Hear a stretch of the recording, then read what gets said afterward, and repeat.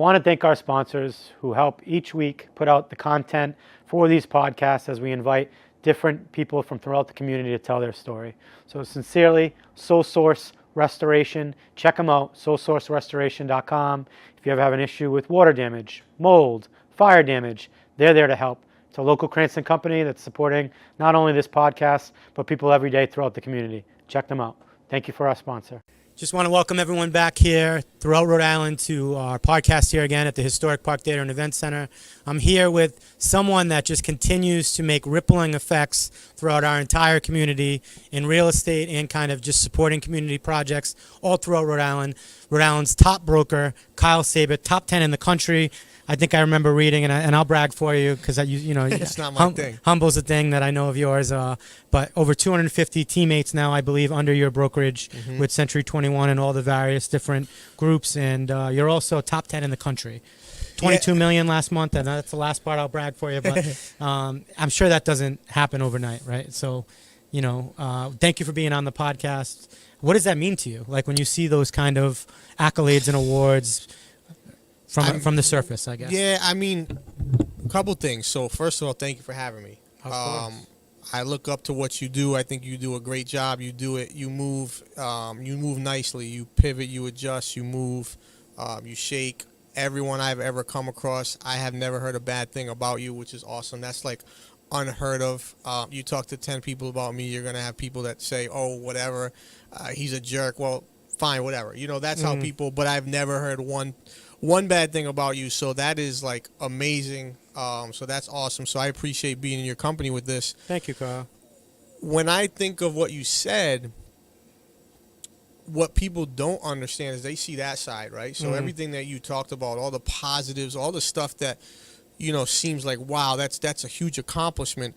You don't see the nights, the weekends, you don't see the blood, sweat, and tears that needed to go into this thing to get it to the point where it is now, and to continue to grow and to continue to kind of push forward and really never get complacent.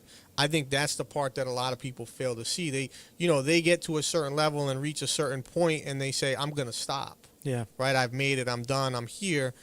I don't follow that mentality, right? Sure. My mentality is it's never enough. There always could be more. I'm destined to do more. Let's manifest something bigger. How do we grow into something else? So, I think that's where I'm at right now. Yep. I don't really look at anything as an accomplishment and celebrate really wins for a long period of time, right? I'll have a quick celebration in my mind or publicly or whatever. But at the end of the day, I'm not doing major celebrations along milestones. I'm looking at them as these are steps to get to that. They're basically a means to an end. Yeah. I think that's an interesting mindset that probably at certain points of your process earlier in your life got you to that point where you keep going, right? You can't over celebrate those victories. You're supposed to be there. You got to keep going and driving forward. But I know as a former athlete, I think you're born and raised here in Rhode Island, grew up, went to St. Rayfields, and I remember just talking to people because obviously my wife works with your team, and they're like, he was a baller. I mean, that kid could play, right? Yeah, like, back in the day. I haven't played in like 10 years. Back in the day, but that mindset as an athlete, I'm sure you carry over into business, right? I think that was why. I think that's why I'm where I'm at. Yep. And whatever you look at, whether you feel like I've accomplished a little or a lot or whatever, I think that mentality, I can't teach you that. That growing up, playing basketball, always competing, always trying to get better, always trying to be the best, always trying to, take whatever physical traits or whatever physical inhabit, whatever you have that's holding you back from being, like, I couldn't dunk, right? So I wasn't the best athlete. I wasn't the fastest. I wasn't the quickest. I had to figure out what I was pretty good at and utilize that to the best of my ability. So it's finding and taking that stuff and transferring it into the business world. And I think a lot of people that were athletes can. I think a lot of people cannot. Yeah. Because a lot of people live in that, what's that song? Oh, man, like Glory Days or whatever. Is that what the song is? Yeah. You know what I'm saying? Like, a lot of people have those glory days. High school was fine for me, but it wasn't it for me. It was a chapter. It was fine. It was whatever. Like, I never say, man, those were the days. You'll never hear me say those were the days. Yeah. I just don't look at things like that. I look at it like, That was just, I was 17, and that's what I had to do at 17, and now I'm 40, and that's what I have to do at 40. And so I don't ever look at things like that. I think that's where a lot of people fall, is that they get stuck in the past was better than the present, which is better than the future.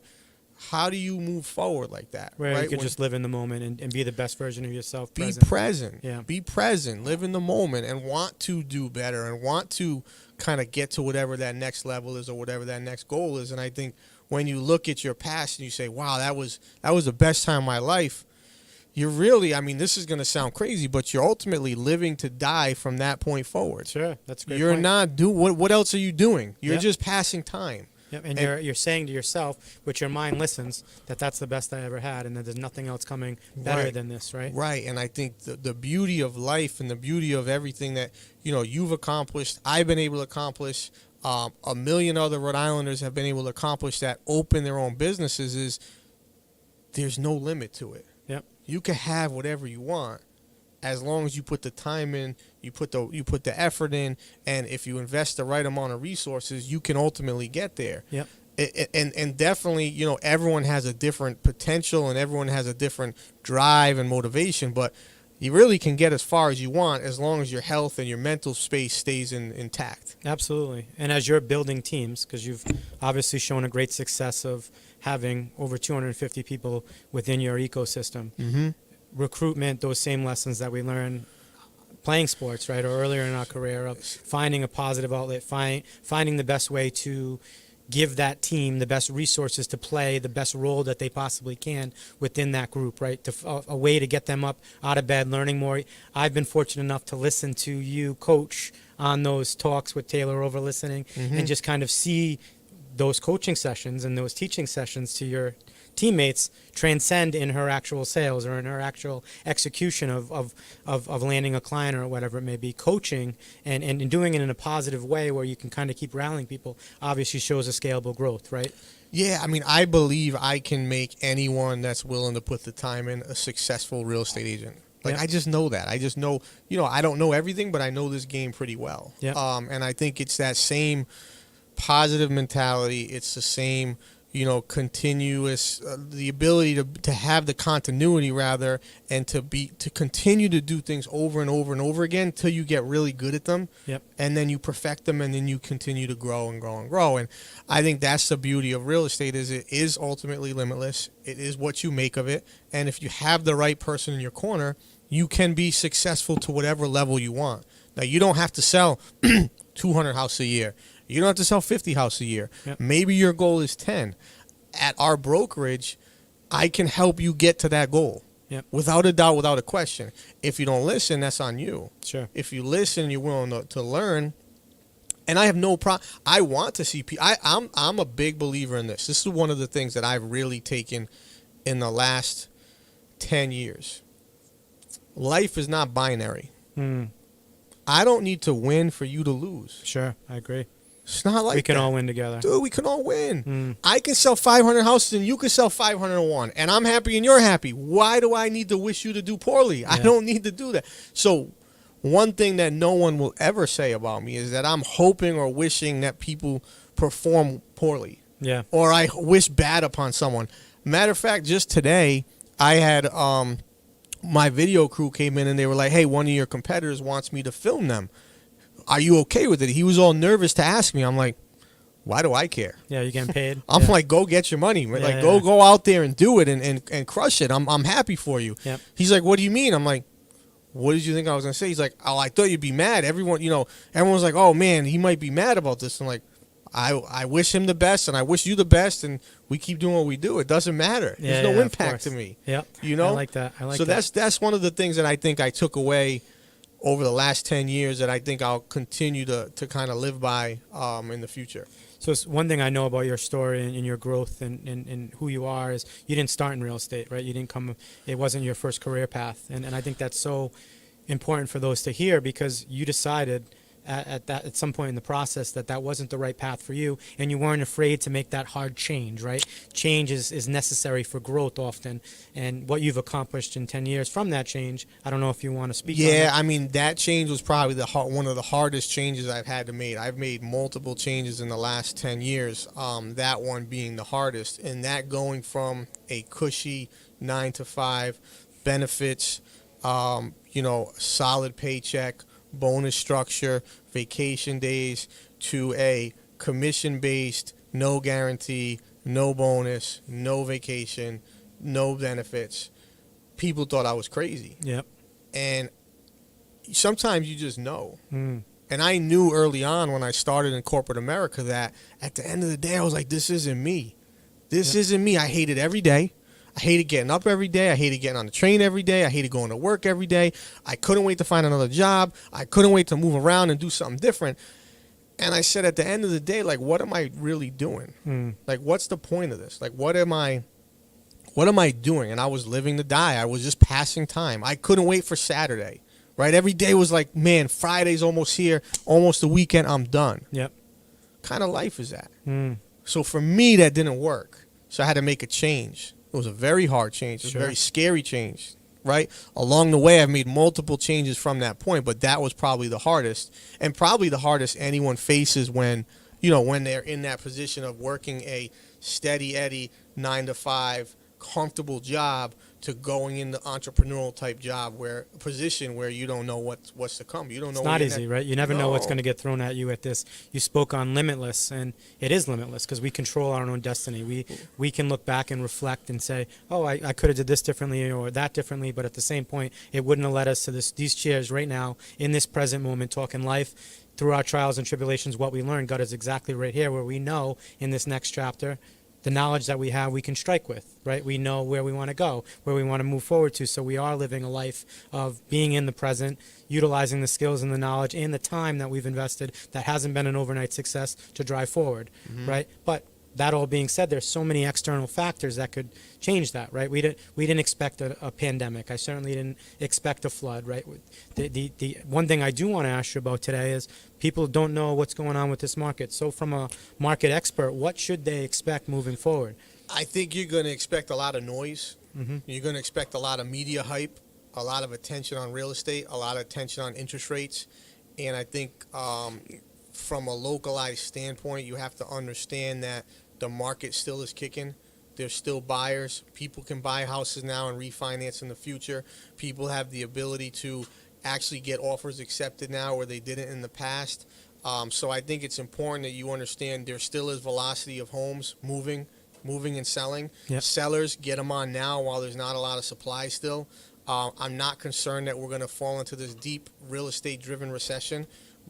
May we be in a recession? Yes, but I feel like that's the law of large numbers, right? You're coming from large numbers of positive data over the last 5 to 7 years. At some point, what goes up must come down. Sure. So at some point, you're going to see negative data trends in GDP, and that's normal. Mm-hmm. But real estate, in my opinion, when rates start to tick down again at some point, the market will be fine, and it's going to be fine now. Is it going to be as roaring as it was 2 years ago? No. Sure. But that's healthy. Sure. That was an unhealthy market for absolutely. everyone, for realtors, for lenders, for lawyers, for everyone, for Non-sustainable. buyers. Yeah. It's sustainable. Yep. It's normal. It's a Yeah. normalized market. That's Yeah. what we need. So Absolutely. I'm not worried at all. I'm not worried at all. I'm excited. I actually pumped about how much activity we have and how the agents are doing. And, some agents won't be able to make it just for the pure fact that, they're not going to be able to make the money they were making back 2-3 years ago. But I think the ones that put the right time in, they'll find a way and they'll get out of it. I think that's very similar in hospitality. It hasn't been an easy Right. few years for us. We're working on low margins, right? We're going to have some winners. We're going to have some losers. You can't be afraid to change the strategy and change the growth pattern and obviously keep going after the winners in that process. And I think, listen, post-pandemic, everyone was out again, right? They hadn't been out in 2 Right. years. We saw numbers in hospitality. We couldn't get a labor force to keep up with the sustainability of that, but it was the wild, wild west. People were out happy again. Now, people are kind of going back in a little bit, but they have to go out. We saw what it did to the human mindset of keeping people in for multiple years and not relating together, right? So I agree with you. I think I know where we are, but at the same time, there were points of our parents' life where they acquired real estate at 12%, 11%, 10%, and we're still a lot better than that, right? You just become immune to the rates. It's the new normal, right? So if the new normal 7% or 6% or 5%, that's what it is. You can cry about it, and you can whine about it, and hope it goes to 2.5% again. But it's not going to happen. You know, we're a long ways away from that. The government has infused tons and billions of dollars to bring down interest rates. You're probably not going to do that again for a little while. So, you know, it's where we are. And I think the one issue that I see out there is labor. The biggest struggle that I have is labor, is having the staff to do what I need to do, and having the consistency of thought and the consistency of vision. We have 10, 15 other businesses we run on a regular basis. Sure.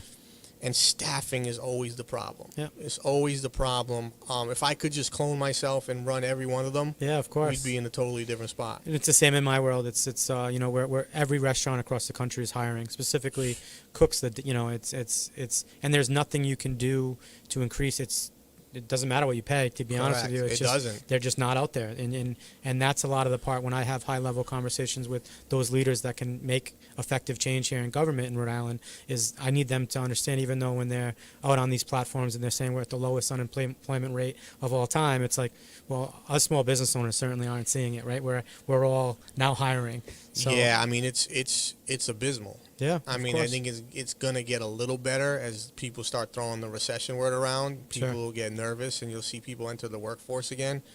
But it is really, really difficult to find quality workers that are willing to come in every day and do what they need to do. So I feel it, you feel it. But again, on our end, we can cry about it. Or find solutions. Or keep going. Or figure it out. It becomes sometimes where we have to work a little harder. We have to do a little more. It is what it is. But I think at the end of the day, it's either that or shut the doors. Yeah. And I'm not shutting the doors. Yeah. So, and I know you aren't either. Oh, so absolutely. that's kind of where we're at. Yeah. Yeah. I'd like to touch on two things, if you don't mind. First-time home buyer. Right, because leverage, I think, is very important when you acquire an asset in real estate, and you can obviously utilize that capital in the future towards a small business or towards a college loan or whatever it may be, and loan off of that amount. What advice would you give to someone that is preparing for 2 years of income, or how can they get prepared to buy their first home? I would say educate yourself on the process first. Find a mortgage broker, loan originator, someone in that space that you trust. Understand your numbers. What's my monthly payment if I'm approved for X? What do I need to do to get approved for a higher amount? And then from there, what do I need to make per month to be able to afford that amount and put on a budget? And then in addition to that, find a real estate agent that's going to work with you. And one of the reasons I think I've done so well in real estate is I've never pushed a client into anything. I've always said to the client, you want to back out? Cool with me. Let's move on and find something else. Find that agent that works well with you. Every person's not going to mesh with every person. You need to find someone that's a good fit and a fundamental fit for your goals so that you can ultimately get there. And I think end of the day, that's where what we see is a lot of people can't get to their end result because they don't have the right people in their camp. You're trying to put a square peg in a circle hole. It doesn't make any sense. It's not going to work. It's irrational, right? So I think as a first-time buyer, I'd borrow as much as I can. I'd save as much in my pocket as I possibly can. I'd utilize those funds for either another investment down the road or to start a business or to do some sort of side hustle to build an income.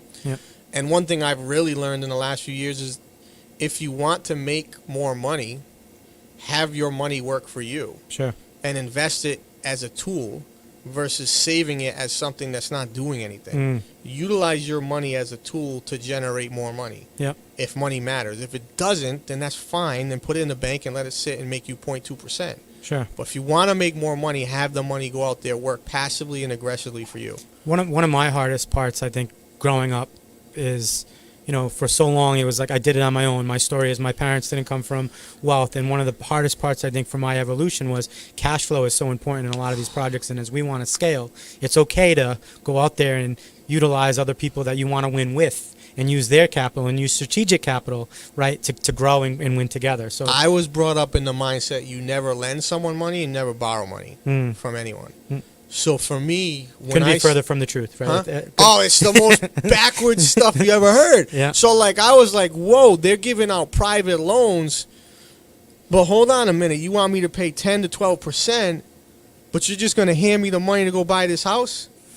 And my parents are like, you never borrow from loan sharks. They kept calling them loan sharks. Yeah. So I didn't know what the heck was going on. Sure. So I'm like, I'm not touching this money. Maybe it's like going to blow up in my hands. I don't know. Like, are you going to give me a bag of cash? Yep. I will borrow more money now than you could ever imagine. Of course, same here. Yep. I would borrow every penny possible because I know that I can do with that money, that I can go ahead and move forward. And it can. And here's the thing, the better I do and the better you do, we're allowed to employ other folks. Sure. So it's helping everybody. Yep. We're not doing this and just not having staff and trying to do it all alone. And here we go. We're going out there changing the world. You didn't get to 250 overnight. No, I I didn't get got to a great 100 staff who then has a job, who enjoys what they do, who then I can bring another business and I can hire more people and Yep. more people and more people. Yep. So borrowing money's okay. We also lend money. Yep. Lending money's okay. It's not like you don't ever give someone, whenever you lend $1, expect you don't get it back. I mean, first of all, I'm not lending $1. Sure. Second of all, like, there's a business behind this. Yeah, of but we course. were brought up in that mindset. You know, I came from a mindset of you work a 9 to 5, you get a good job, you get benefits, and that's what you do. Yep, same here. You don't change. Yep. You do that, and you do that for 40 years, and that 40 years you retire and you move and you're done. That doesn't work for me, man. Yeah, me You neither. can't force something that doesn't work for you. And that could work for a lot of people, and that's fine. It's fine. It's perfect. I think you've said a lot that also brings me up to the thought process of fear, right? Like, and through our process, how you remove the fear factor of lending, or the fear factor of growth, or the fear factor of going off on your own and doing your own project. Like, you have to remove that fear barrier and just have uttermost confidence in yourself, in the belief of the team that you can grow to keep scaling at the processes that we want to go to, right? So Yeah, how has that process been for you? I would say, though, I still have fear. You every have to. day. Yeah, you Every have day, to. because you know what? It's all on me. Sure. It's Yeah. all on me. I make a, I fear. You have to have fear because I think it keeps you in check. Of course. But you have to fight through the fear. I think the fear keeps you from being irrational and being reckless. Yep. But at the same time, the ability to be confident enough in yourself. I'll bet on myself any day of the week. Yep. You could say I'm cocky or arrogant or no. I just know that if I'm going to take a bet, it's going to be on me because I know I'm going to put my heart and soul into whatever I'm going to do to make it work. Yep. So the fear, right, of losing is always going to be there, but you either pound through it or you stay behind it. And 95.5% of people probably just say, I'm going to stay under the radar and I'm not going to face that fear, which I get. I've been through it a million times. Sure. When you do something new, it's fearful. Of it's course. scary. The only way to learn it is by doing it, right? And you're going to make mistakes. I've had plenty of businesses that failed. They failed miserably. But you know what? I didn't cry about it. I kept it moving. I had to. Because if 11 fail and 12 win, I'm still winning. Absolutely. And there's no entrepreneur in life that doesn't have failure. No. Right? There's going to be a lot of failure, but as long as you can learn quickly how to pivot through those processes and grow through that. And it's hard. The hardest thing I have from a competitive standpoint is I struggle giving up on something when it's like dead. Because I don't want to lose. You know what I mean? Like, it's that failure. I'm like, gee. But at some point, you just got to be like, this thing didn't work. Sure. And you can keep throwing money at it, or you can keep trying. This is not working. Yeah. So, like, end of the day, we got to move on to something else. Yeah. You know, and that's one of the things is, like, knowing when to fold them. Yeah. Knowing when to fold your hand and move on. Yeah. Because as a competitor, as someone that's a winner, that taking that L hurts. Sure. It's a tough pill to swallow. Absolutely. No one likes to lose, right? And no one likes, I mean, sometimes there's controllable factors outside of that winning mentality that we can't change, right? And it is what it is, man. We can't win them all. Yeah, of course. But you want to win them all. You got to get up and you got to keep going. You got to keep driving forward by building a team, by staying motivated, by having the right mindset, by continuing what you spoke on to those consistent processes, making them better and better. And it's against yourself, right? You're me versus me. That's you it. versus you. Yeah. As a leader, I'll end. I don't know how much more you want to go into this. As a leader, though, I would say you really can't lack motivation. If you want to be a leader in any capacity, you've got to have the motivation to get up every day and go out there and do your best. Now, you're going to have days you don't feel like it, but a leader fights through that. No, of course. A leader sees a day he doesn't feel like it, and he goes right through it. He runs his head right through the wall. Yep, got to show Or up. her head or whatever. But I think, a lot of people, when they have I get a lot of questions on Instagram all the time, like, what's your motivation to get up and go in the morning? I don't even know what that means. Like, I don't know how to answer that question. And I answer them the same way. I'm like, I don't know what that means. Like, what do you mean? What's my motivation? Like, what's not your motivation? Sure. Why would you not want to get up? One life, and right? Let's go. One life. Yeah. Like, let's go. Yeah. So that's the thing that I think is interesting, how everyone has a different mindset. I think the other thing I would say, it's never too late. You can always reset the batteries. You can always start fresh. If you don't like what you're doing, make a change, right? Make a change slowly, but be aware enough and cognizant enough that a change needs to be made and that you're willing to make it. Yeah. And I think that's step one. Amen. So I appreciate you having me, man. Yeah, man, I This is appreciate you good being stuff. on. I watch, like I said, I watch your processes and I watch your coaching, and there's a lot of, you spoke earlier on the beginning of this podcast that you said some really kind words about me, about a lot of people liking me within different That's circles. what it is, though. I appreciate it. There's certainly some people in the process, I'm sure, that didn't like me, and that happens, but I think you're being a little hard on yourself. There's hundreds of people in your ecosystem that say how much you motivate them, and I just want to give you that positive love. Business is not It doesn't easy. bother me, It's not always going to go great, and we're going to have competitors, but what you're doing here in the state to motivate hundreds of people around you and continue to build up our state and through investment and through real estate is very impressive. So I appreciate you being on too, man, and your time and your energy and what you keep bringing every day to the state of Rhode Island. So thanks for being here, man. And Appreciate it, bro. I appreciate which camera is it, Ben? I got to pick that back up. Sorry. All right. And I appreciate everyone checking out another episode of the Park Podcast. What we're trying to do here, like I said, is just kind of tell stories of hope, tell stories of motivation, tell great stories of success and failure. And we're very fortunate here to have Rhode Island's top broker, Kyle Seyboth, top 10 in the nation, friend now, and someone that keeps driving us all forward. So thank you to our sponsors, Sole Source Construction. Thank you all for continuing to watch, and look forward to some up-and-coming episodes coming up next.